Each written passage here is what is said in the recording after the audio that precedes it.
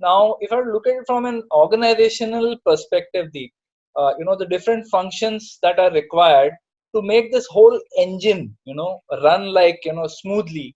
Uh, as a leader, what advice would you give, that what are those functions that a leader should be looking at just to ensure that the business is, running smoothly? So I guess if I'm assuming that you're an enterprise software company, right? I'm using that this thing Yeah, because that's where I spent most of my career. yeah, I started by saying fundamental thing. While revenue is the most important aspect and bottom line is the second important aspect, there has to be a fundamental belief that customer success has to be the core and center of it. Most companies say it, but we don't deliver it. true. Right? Yeah, We don't deliver it because your biggest advocates or your detractors are your customers and people who influence your customers.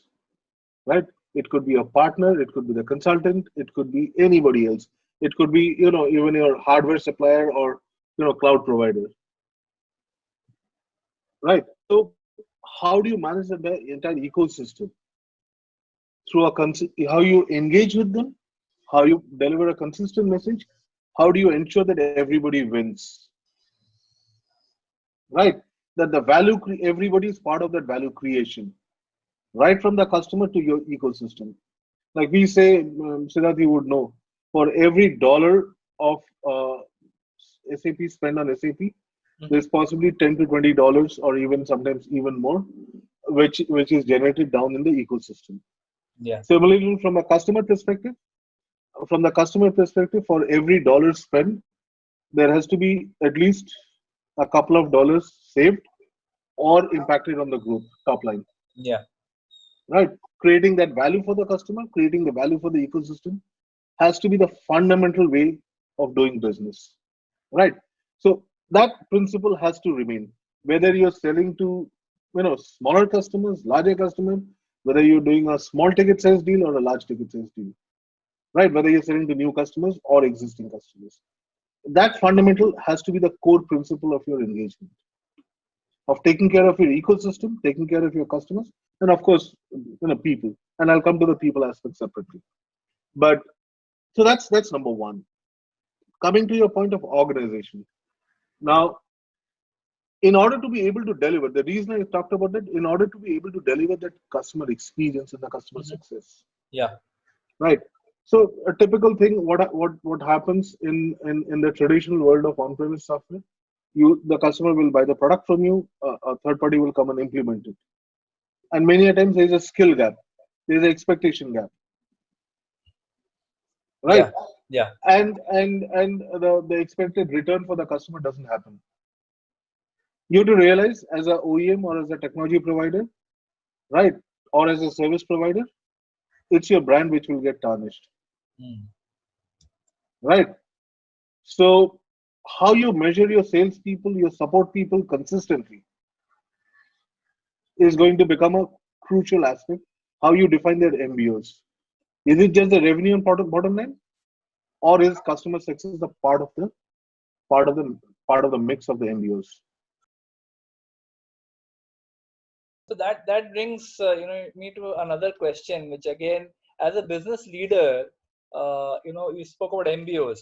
So the business Yeah. leader, what are those critical KPIs? If I am running a software business, what are those KPIs that I must set for myself? What are those things that I must be tracking on a daily, weekly, monthly, whatever duration? But what are those critical KPIs or functional areas that I must be tracking to ensure that I know that my business is growing, we're doing the right things. So what would you say there?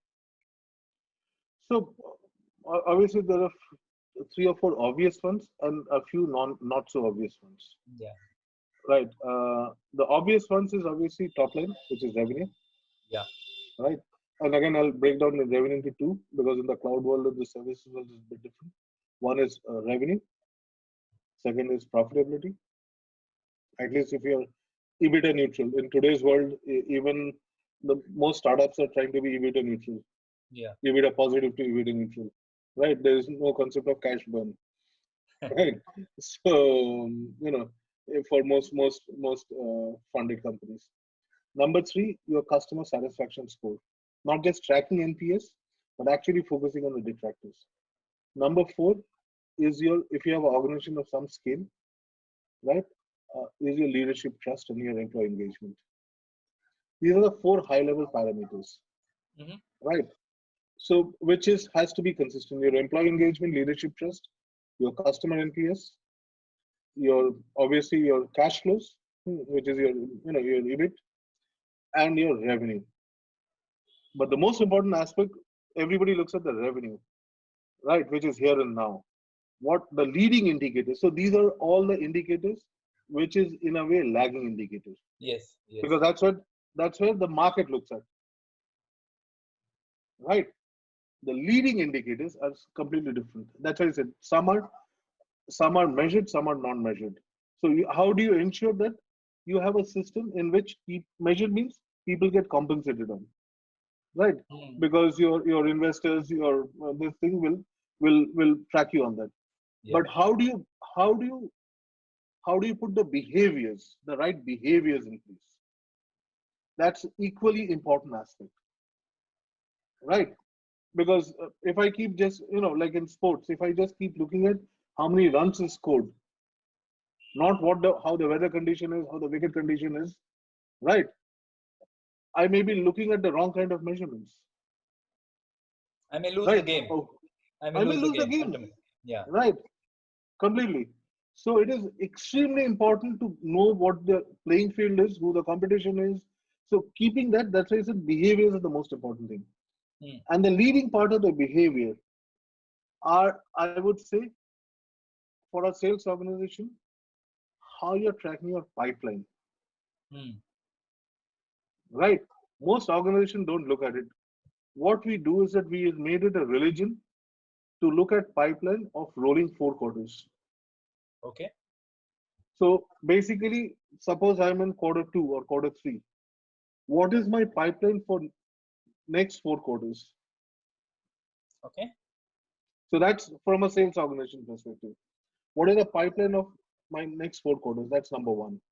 Number two, what is my conversion ratio? Conversion ratio. Okay.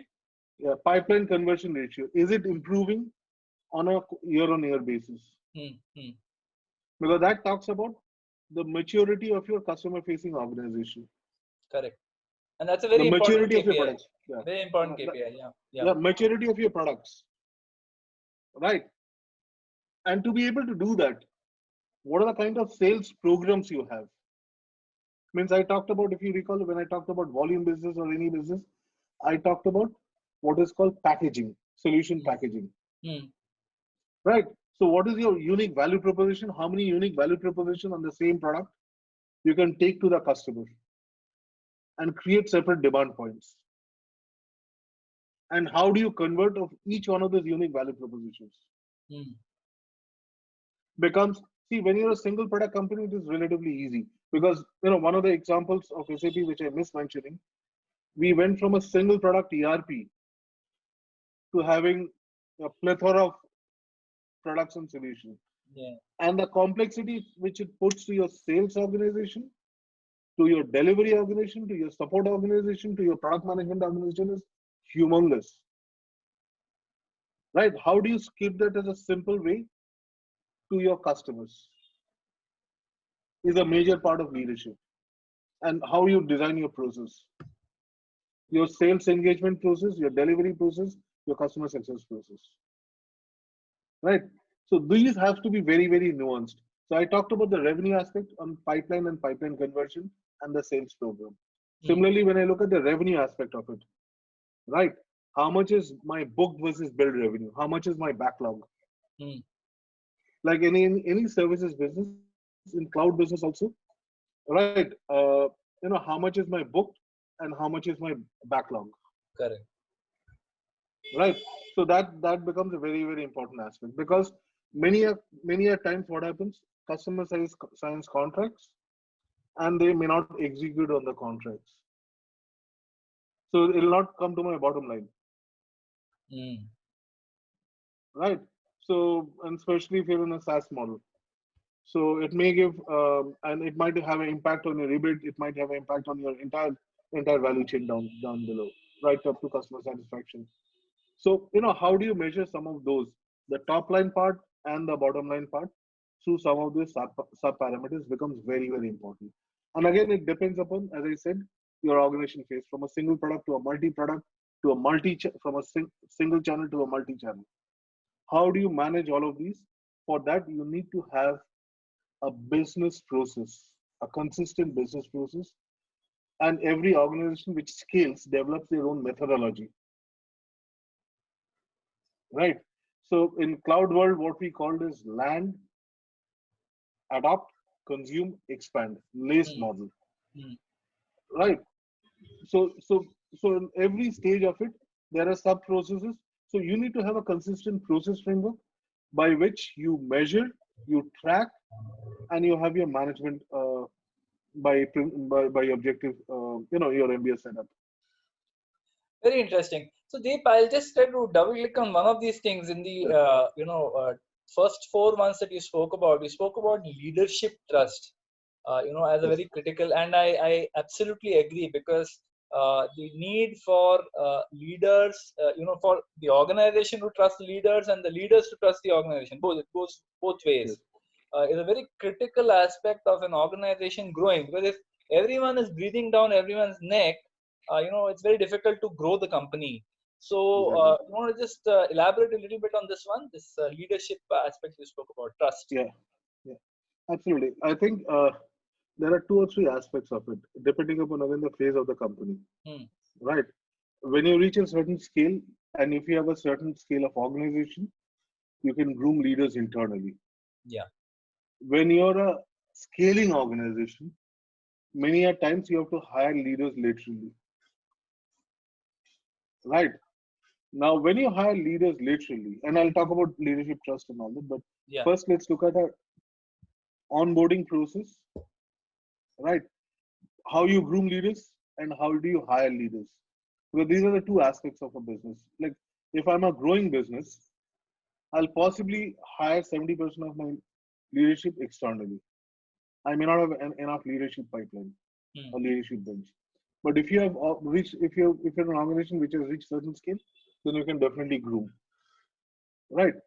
So when you hire, whether internally or externally, you need to go with the fact that 70% of the time it will go wrong, especially when you go externally, and that's a Yeah. fact. Yeah. There is no, you can put any science to it. Anybody can say anything. 70% of the time it will go wrong, right? So what do you look for? How do you hire? How do you onboard? How do you support? Hmm. Right? Especially when you have, if you have investors who's breathing down your neck on a quarter-on-quarter basis, Hmm. right? How do you balance that, uh, pressure between grooming people and delivering the outcomes as a founder, as a CEO, as a CRO, whatever your role is, Correct. right? So I think that's an art, and it is an art. There is no science to it. If you ask me, I think two or three things. One is obviously qualities. I can talk generically about qualities. Depending on the phase of the organization, if the organization is in a growing phase where you're acquiring a lot of new customers, you're on a customer acquisition spree, Hmm. I would hire entrepreneurial kind leaders People with who can take initiative. People with people with initiative. initiative, people with drive and passion to try and change the world. If I'm managing a steady set of customers and getting a steady set of revenue, I would rather hire somebody who are organization builders, who are more patient, who are this thing, right? So again, depending upon the phase of the organization and what you're trying to achieve. So that's number one. Number two, it is easier said that we look for cultural fit. Sorry. You will not know. You will look that most people say that we look for cultural fit of the person, Yeah. Yeah. right? One of the things I found, you can never figure that out who's culturally fit or not. Correct. Everybody comes with immaculate credential. It is Yeah. only after 6 months you'll figure out Whether it is 6 months, to 12 months, you'll figure out whether it's a cultural fit or not. I think more than that. So to answer your question, there's no right answer to that. I think the right answer is how you make it work on both sides when you hire laterally, Mm. and how much time do you give. Right? I'll give you an example. There are two leadership style I talk about. One is a player coach leadership style. Other is a cheerleader leadership style. Right? A player coach is one who's more entrepreneurial, who would not mind jumping into the field, rolling up the sleeves, and playing the game with the players just to show the way. Mm. Right? So depending upon the phase of the organization. But if you have a well-established team, well-oiled machine, then you may not need a player coach. You might need a cheerleader who's basically on the running around the field and leading, cheering the team to greater Mm. heights and success. That's a good point. Yeah. Right. Mm. So those are the kind of things I look for. Is that person a cheerleader or is that person a player coach?